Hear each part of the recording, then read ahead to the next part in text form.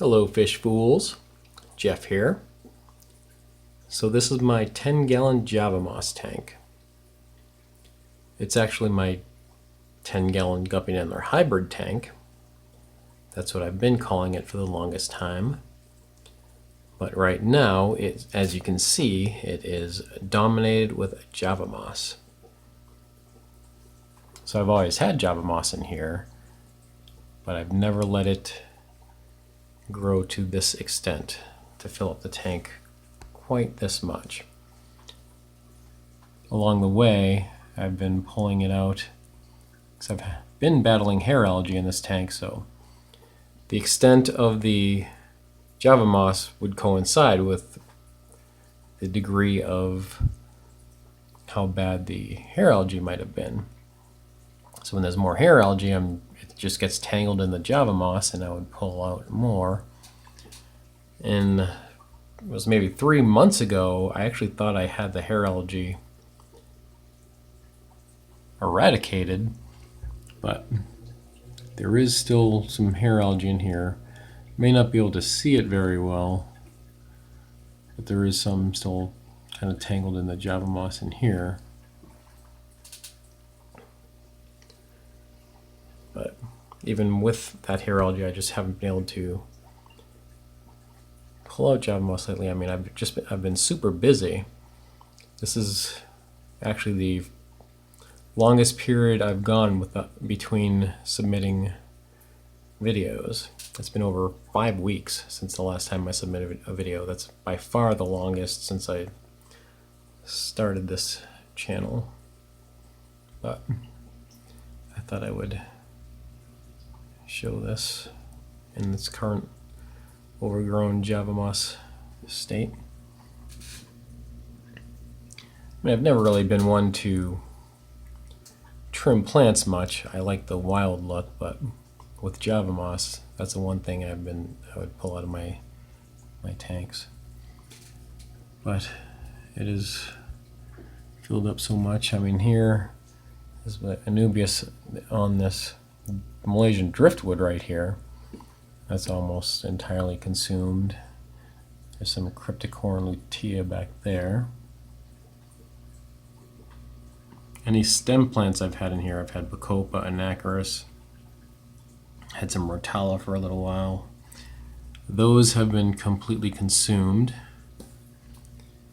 Still have Java Moss Windolive over here, some bits, but that's covered up. And even there is an Amazon sword.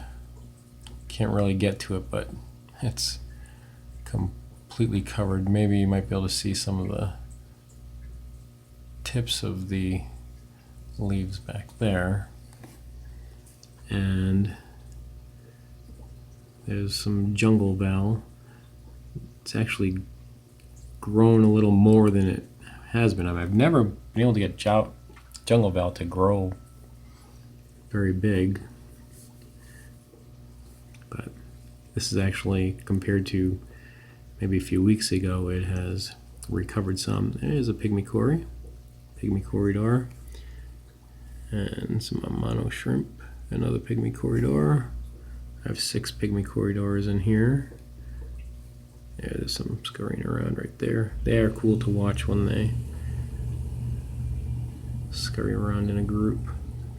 Sometimes I'll go through stretches without seeing them, but I did just put some food in here before I started making this video because I was hoping that would lure the pygmies out from being covered by all this Java Moss.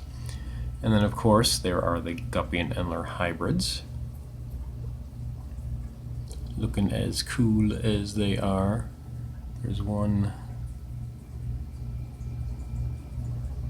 There's a platy in here, a tuxedo platy. Down to 1 platy left. I've been planning on adding some more platies in here, but that's another thing. I've just been crazy busy and been meaning to do that for a while, but I just haven't done it yet. I did see the platy move back behind there. But yeah. That's what's up with this tank. Java Moss grows super fast. I've heard it said that it does not grow fast, but I disagree, and I've mentioned that before. Because this, it just can completely dominate a tank if you don't continually pull it out. And I don't add CO2. I don't even, the lighting is nothing special. It's just a beams work light on this tank. As far as fertilizer, I haven't been adding fertilizer in the last month or so, where it's still, despite that, filled up the tank. But I have, when I was